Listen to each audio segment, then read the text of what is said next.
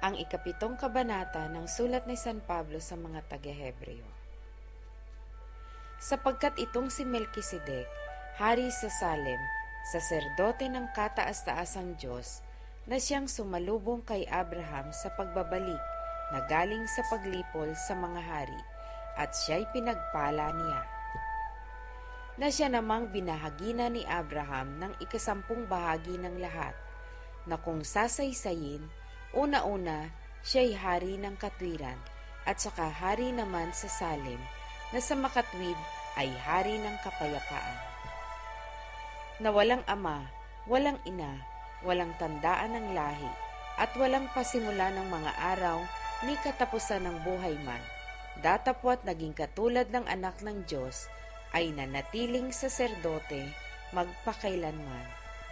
Nilay-nilayin nga ninyo kung gaano ang kadakilaan ng taong ito, na binigyan ni Abraham na patriarka ng ikasampung bahagi ng mga pinakamagagaling na samsam. At katotohanan ang mga sa anak ni Levi na nagsisitanggap na katungkulang saserdote ay mayroong utos na kumuha ng ikasampung bahagi sa bayan ayon sa kautusan, sa makatwid ay sa kanilang mga kapatid, bagamat ang mga ito ay nagsilabas sa mga balakang ni Abraham.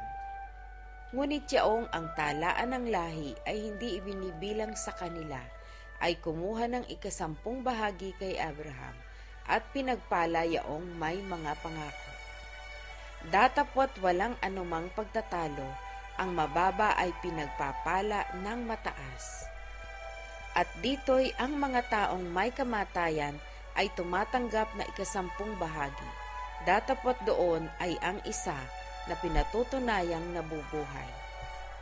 At sa makatwid bagay sa pamamagitan ni Abraham, pati si Levi na tumatanggap ng ikasampung bahagi ay nagbayad ng ikasampung bahagi. Sapagkat siya'y nasa mga balakang pa ng kanyang ama nang ito'y salubungin ni Melkisedek. Ngayon, kung may kasakdalan nga sa pamamagitan ng pagkasaserdote ng mga Levita, sapagkat sa ilalim nito ay tinanggap ng bayan ang kautusan, anong kailangan pa na magbangon ng ibang saserdote ayon sa pagkasaserdote ni Melkisedek at hindi ibilang ayon sa pagkasaserdote ni Aaron? Sapagkat ng palitan ang pagkasaserdote ay kinailangang palitan naman ang kautusan. Sapagkat yaong tungkol sa kanya ay sinasabi, ang mga bagay na ito ay naukol sa ibang angkan, na dooy ang sino may hindi naglilingkod sa dambana. Sapagkat maliwanag na ang ating Panginoon ay lumitaw mula kay Huda, na tungkol sa angkang yaoy walang sinalitang anuman si Moises hinggil sa mga saserdote. At lalo pang napakaliwanag ito, kung ayon sa anyo ni Melkisedek ay lumitaw ang ibang saserdote, na ginawa hindi ayon sa kautusan ng utos na ukol sa laman, kundi ayon sa kapangyarihan ng isang buhay na walang katapusan. Sapagkat pinatotohanan tungkol sa kanya, ikaw ay saserdote magpakailanman, ayon sa pagkasaserdote ni Melkisedek. Sapagkat napapawi ang unang utos dahil sa kanyang kahinaan at kawalan ng kapakinabangan. Sapagkat ang kautusan ay walang anumang pinasasakdal at may pagpapasok na isang pag-asang lalong magaling na sa pamamagitan nito ay nagsisilapit tayo sa Diyos.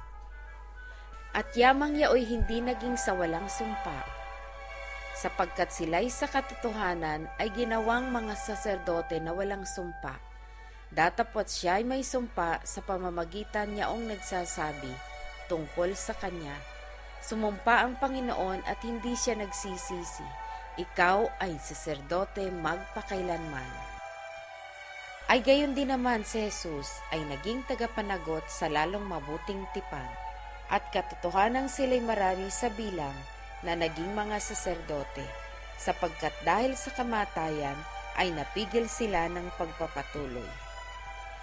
Datapwat siya sapagkat namamalagi magpakailanman ay may pagkasaserdote siyang di mapapalitan.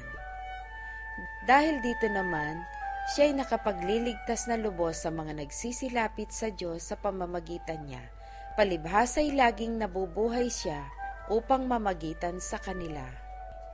Sapagkat nararapat sa atin ang gayong dakilang saserdoteng banal, walang sala, walang dungis, nahihiwalay sa mga makasalanan, at ginawang lalong mataas pa kaysa mga langit, na hindi nangangailangan araw-araw na maghandog ng hain, na gaya niyaong mga dakilang saserdote, una-unay patungkol sa kanyang sariling mga kasalanan at saka patungkol sa mga kasalanan ng bayan, sapagkat ito'y ginawa niyang minsan magpakailanman nang kanyang ihandog ang kanyang sarili.